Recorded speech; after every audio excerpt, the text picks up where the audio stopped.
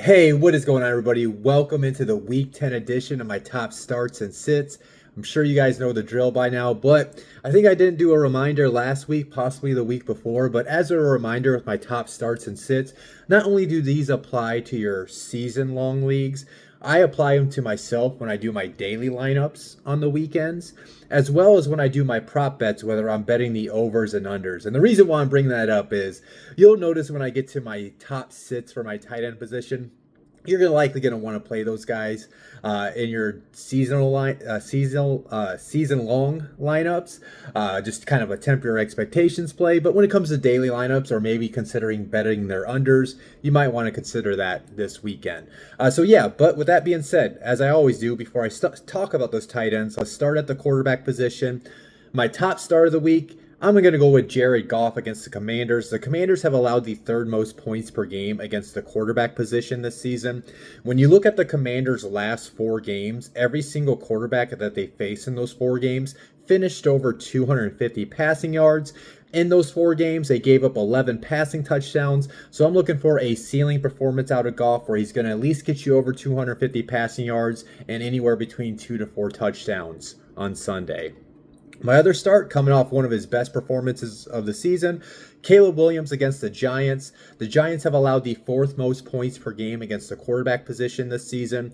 When you look at the Giants' last four games, three of the quarterbacks that they faced in those four games finished with at least 235 passing yards, and they've given up 9 passing touchdowns. So I'm looking at least at the floor for Caleb this week. Should hopefully get around 220 to 240 passing yards and a pair of touchdowns for you in your lineup. Moving into my top sits, a guy that's been a quality streamer at this point of his career when the matchup is right. Well, the matchup's not great this weekend for Aaron Rodgers against the Chargers on Sunday night. Going against a Chargers defense that have allowed the fourth fewest points per game against the quarterback position. When you look at the Chargers' last four games, only one quarterback finished over 205 passing yards. And why I really don't like them, on top of not giving up a lot of passing yards, they've only given up 4 passing touchdowns in those 4 games. So you're looking at more of a floor performance out of Rodgers and the Steelers' passing attack on Sunday.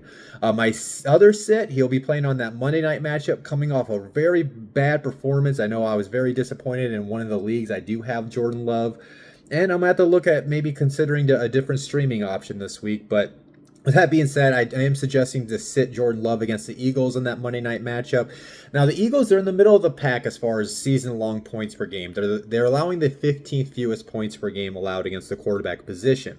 But when you look at the Eagles' last 4 games, only 2 of those quarterbacks finished over 200 passing yards against their defense, and in that time frame, they've also only given up 4 passing touchdowns. So there's definitely a chance for Love to have a bounce back performance, but the fact that they've only given up 4 passing touchdowns in their last 4 games is why I would be considering different options if you have a better option to consider than Love on Monday night or this weekend over that Monday night matchup.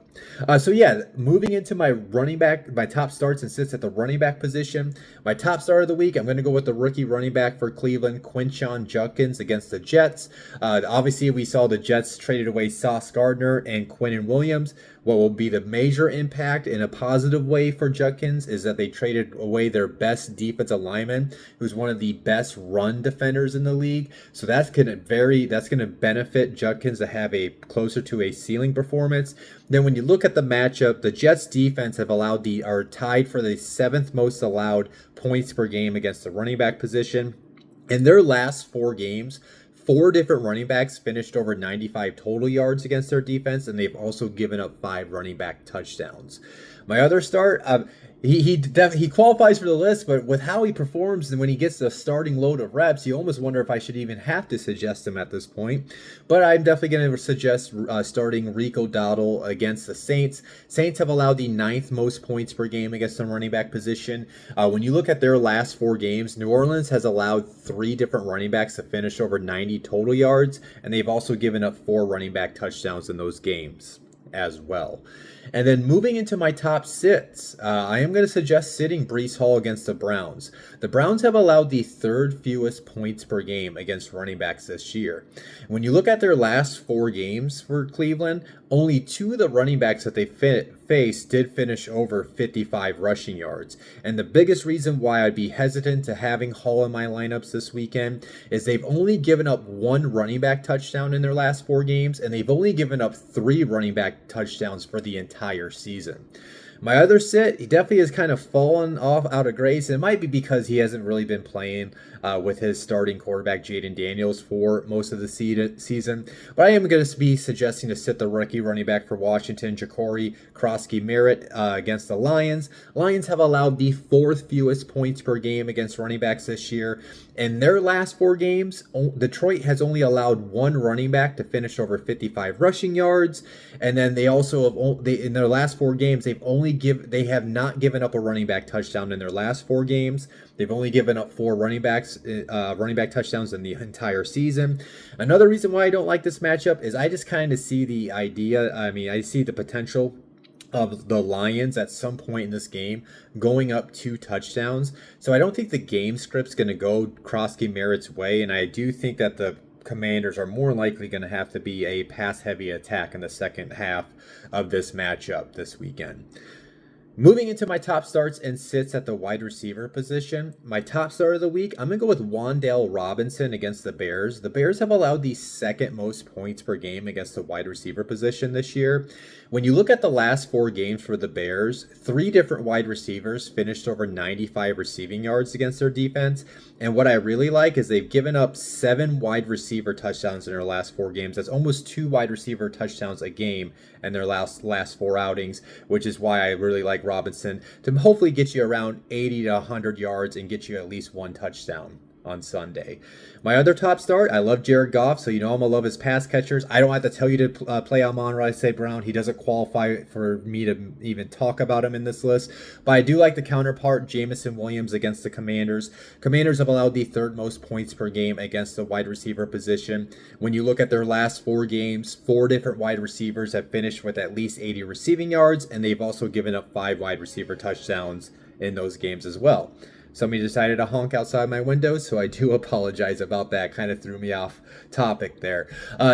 Moving into my top sits, I am going to suggest sitting Khalil Shakir against the Dolphins. Surprisingly, the Dolphins have allowed the 3rd fewest points per game against the wide receiver position, but I do think that is because there have been games where teams have been blowing out the Dolphins, so they're just running the ball a lot in the second half of those matchups.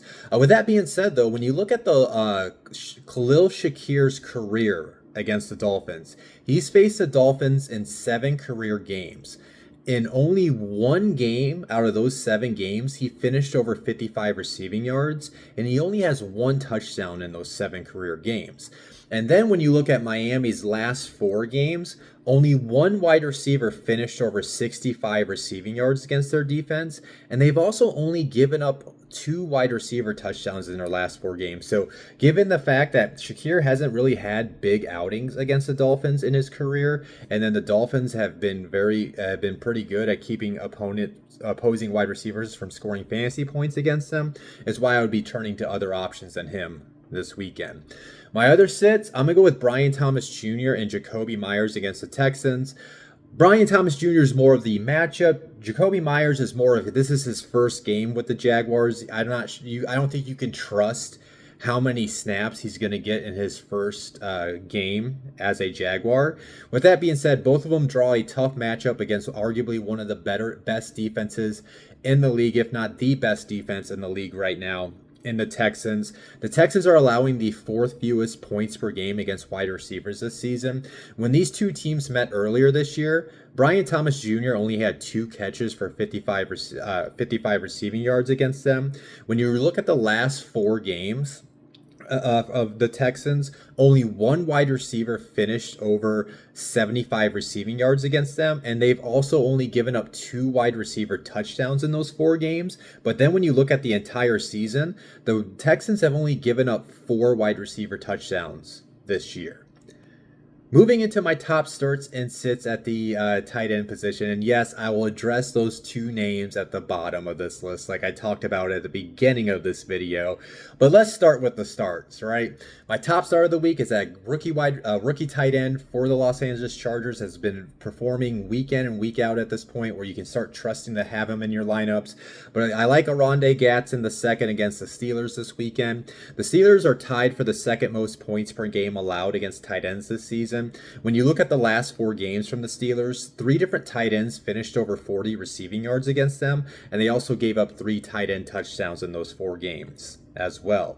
My other start, he'll be playing in that Berlin game that's going to kick off Sunday at 9:30 Eastern. Kyle Pitts against the Colts. The Colts are tied for the 3rd most allowed points per game against the tight end position this season. 4 different tight ends against the Colts have finished over 40 receiving yards in their last 4 games, and they also given up 4 tight end touchdowns. Now, it does sound like Sauce Gardner as well is going to be, as a Colts fan, I'm very happy we got him. It does sound like he should be playing this weekend. I don't know how many snaps he will be playing, but I would imagine that their defensive coordinator, Lou Anarumo, is going to try to stick Sauce Gardner on Drake London as much as possible on Sunday. So that also should open up more targets and potentially more production out of Pitts as well. So on top of the Colts struggling at that position, there could be more funneled activity his way Sunday morning. So moving into the sits, I talked about this at the beginning of this video. As a reminder, this video is not only just season-long fantasy stuff, this is also daily-long fantasy stuff. You can consider my sits if you want to bet on players' unders as well. So as far as season-long leagues for both these tight ends I'm about to speak about, unless you have a clear-cut other tight end option on your bench that has been getting anywhere between 7 to 9 plus targets a game over the last 4 games, I'm not really telling you guys to sit them. I'm just telling you guys to temper your expectations that these guys could have a floor outcome this weekend. And then as well on top of that, as I just talked about with Tyler Warren and George Kittle, if you are doing daily lineups this weekend, these are 2 names I would consider leaving out of my daily lineups. And then if you do like to bet unders, if you like the information I'm about to tell you and you want to take a chance on betting their unders, because I'm sure that you can make some money off of that, that's something you can consider as well. So let's start with the top sit. Even though it pains me to say this as a Colts fan, I am suggesting to sit Tyler Warren against the Falcons. Falcons have actually allowed the fewest points per game against tight ends this year.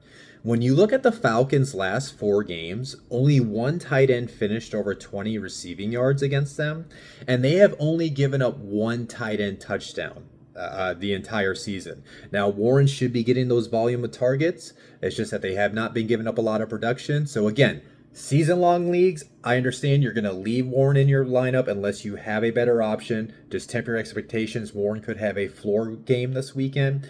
Daily lineups, I would leave him out. Moving into my other top sit, George Kittle against the Rams. Now, the Rams are tied for the 11th fewest points per game against the tight end position. Now, when you look at George Kittle's last 5 career games against the Rams, he only has 1 game in those 5 games where he finished over 40 receiving yards. And in his last 5 career games against the Rams, he only has 1 touchdown scored in those games. Now, when you look at as far as the past 4 games for the Rams, there's only been 1 tight end that has finished over 35 receiving yards against them. And then they only have given up 2 tight end touchdowns over their last 4 games. So just like I said, as a reminder for Kittle, as I said about Warren, season-long leagues, yes, you're probably going to play him unless you have somebody on your bench that's been getting 7 to 9 plus targets a game over the past 4 weeks where you can trust betting on that other player's volume. So season-long leagues, just temper your expectations. It could be a floor play for Kittle this weekend. And then as far as your daily lineups this weekend, I would consider different options than having Kittle in my daily lineups in Week 10. So yeah, that wraps up my top starts and sits for Week 10 of this NFL season. As always, if you did enjoy today's video, please hit the like button. If you have not subscribed to the YouTube channel, please hit that subscribe button. As always, you can follow me at Cody Talks NFL. I'm mainly on X, but you can also follow me on Instagram and TikTok as well. I wish you guys all the best of luck. This is kind of getting into our final stretch to lock up our playoff spots so we can go win a championship. I'll talk to you guys next week. Peace out.